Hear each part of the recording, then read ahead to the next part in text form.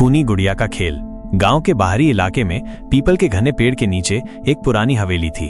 लोग कहते थे हवेली में एक शापित गुड़िया रहती है जो बच्चों को अपनी ओर खींचती है और उन्हें कभी वापस नहीं आने देती।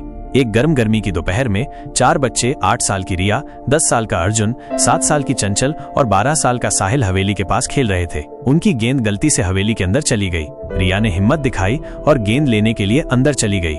हवेली के अंदर धूल और मकड़ी के जाले हर जगह थे। रिया ने धीरे धीरे आगे बढ़ते हुए एक कमरे में प्रवेश किया। कमरे के बीच में एक पुरानी गुड़िया बैठी थी। उसकी आंखें चमक रही थीं। गुड़िया ने रिया को अपनी ओर आकर्षित किया। रिया ने गुड़िया उठाई और उसकी आंखें लाल हो गईं। रिया गुड़िया लेकर बाहर आई, लेकिन उसका व्यवहार बदल गया था। वो चुप और उदास हो गई थी। उसके दोस्त चिंतित थे, लेकिन रिया ने उन्हें बताया कि वो ठीक है। रात में रिया ने अपनी गुड़िया को अपने बिस्तर पर रखा और सो गई। आधी रात को रिया की गुड़िया चलने लगी। वो धीरे धीरे रिया के पास गई और उसे छू लिया। रिया की आंखें खुल गईं, लेकिन वो हिल नहीं पा रही थी। गुड़िया ने रिया के चेहरे पर एक डरावनी मुस्कान दी और गायब हो गई।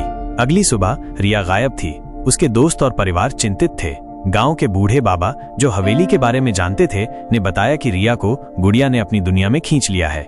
अर्जुन, साहिल और चंचल ने रिया को बचाने का फैसला किया। वे हवेली में गए और गुड़िया की तलाश करने लगे। उन्हें एक गुप्त कमरा मिला जहां कई पुरानी गुड़िया थीं। कमरे के बीच में एक बड़ी गुड़िया बैठी थी जो रिया की तरह दिख रही थी। अर्जुन ने बड़ी गुड़िया को उठाया और उसे तोड़ने की कोशिश की, लेकिन गुड़िया ने उसे धक्का दे दिया। गुड़िया ने अपनी आंखें खोली और एक तेज चीख निकाली। तभी कमरे की सभी गुड़ियाएं जाग गईं और बच्चों पर हमला करने लगीं।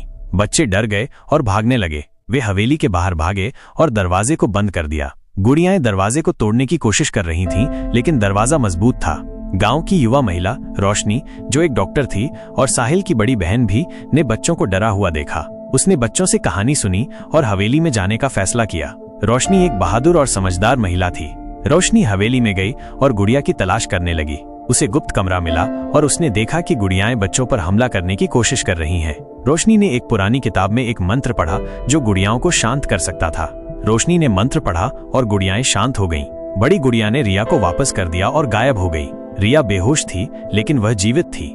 रोशनी और बच्चे रिया को लेकर गांव वापस आए। रिया को होश आया और उसने बताया कि गुड़िया ने उसे एक अंधेरी दुनिया में ले जाया था जहां अन्य बच्चे भी थे। रोशनी ने गांव वालों को बताया कि हवेली में एक शापित गुड़िया है जो बच्चों को अपनी ओर खींचती है।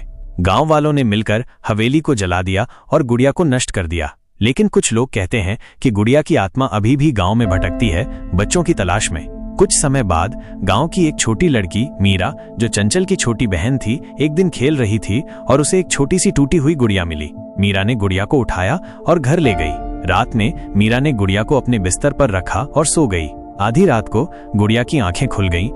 गुड़िया की आंखें खुली और उसने मीरा की ओर देखा। मीरा गहरी नींद में कुछ भी नहीं जानती थी। गुड़िया के छोटे टूटे हुए हाथ धीरे धीरे मीरा के गाल की ओर बढ़े। गुड़िया की आंखों में एक अजीब सी चमक थी, जैसे वो मीरा की मासूमियत को सोख लेना चाहती हो। अगली सुबह मीरा की माँ सरला कमरे में आई। मीरा बिस्तर पर बैठी थी, लेकिन उसका चेहरा पीला पड़ गया था और उसकी आंखें खाली थीं। सरला ने उसे हिलाया, लेकिन मीरा ने कोई प्रतिक्रिया नहीं दी। सरला ने मीरा के हाथ में टूटी हुई गुड़िया देखी और डर से कांप उठी। सरला ने तुरंत रोशनी को बुलाया।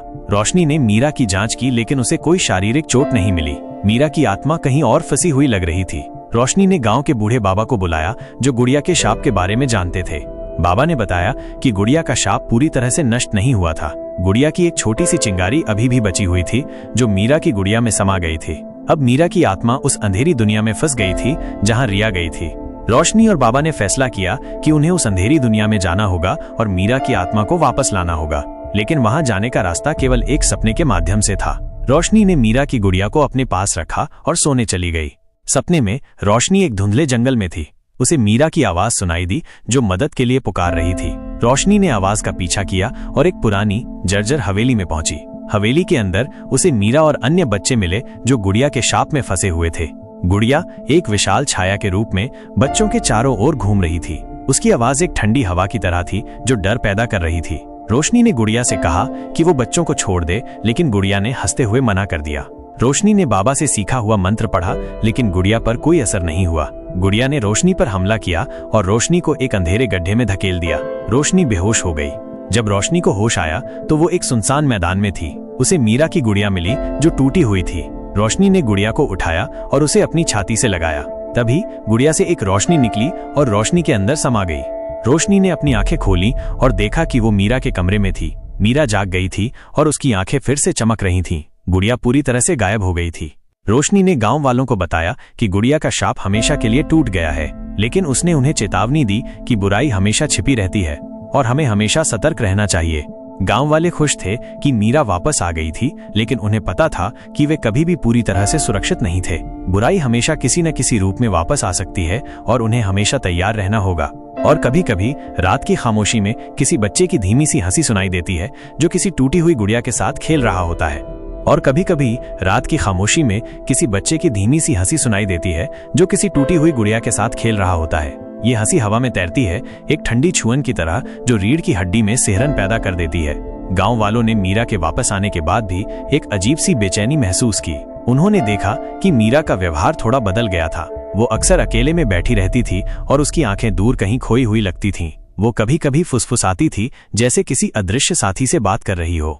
एक रात मीरा अपने कमरे में सो रही थी। उसकी माँ सरला ने देखा कि मीरा के कमरे से हल्की रोशनी आ रही है। सरला ने दरवाजा खोला और देखा कि मीरा बिस्तर पर बैठी है और उसके हाथ में एक छोटा सा पत्थर है जो चमक रहा है। सरला ने मीरा से पूछा कि वो क्या कर रही है। मीरा ने जवाब दिया, मैं खेल रही हूँ। वो मेरे साथ खेल रही है। सरला ने पूछा, वो कौन है? मीरा ने पत्थर की ओर इशारा करते हुए कहा, वो गुड़िया। सरला डर गई। उसने रोशनी को बुलाया और रोशनी ने पत्थर को देखा। पत्थर में एक अजीब सी ऊर्जा थी जो गुड़िया के शाप की याद दिला रही थी। रोशनी ने बाबा को बुलाया और बाबा ने बताया कि गुड़िया की आत्मा पत्थर में समा गई है। बाबा ने कहा, ये पत्थर गुड़िया के शाप का एक टुकड़ा है। जब तक ये पत्थर रहेगा, गुड़िया की आत्मा वापस आ सकती है। रोशनी ने पत्थर को नष्ट करने का फैसला किया। उन्होंने पत्थर को एक पुराने मंदिर में ले जाया जहां वे उसे पवित्र अग्नि में जलाने वाले थे।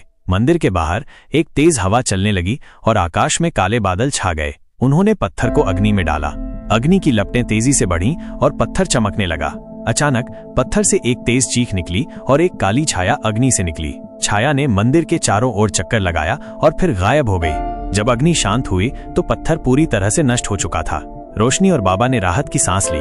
उन्होंने सोचा कि गुड़िया का शाप हमेशा के लिए खत्म हो गया है, लेकिन उन्हें नहीं पता था कि गुड़िया की आत्मा अभी भी कहीं छिपी हुई थी, इंतजार कर रही थी। वो एक नई गुड़िया की तलाश में थी, एक नया शरीर जिसमें वो फिर से जीवित हो सके।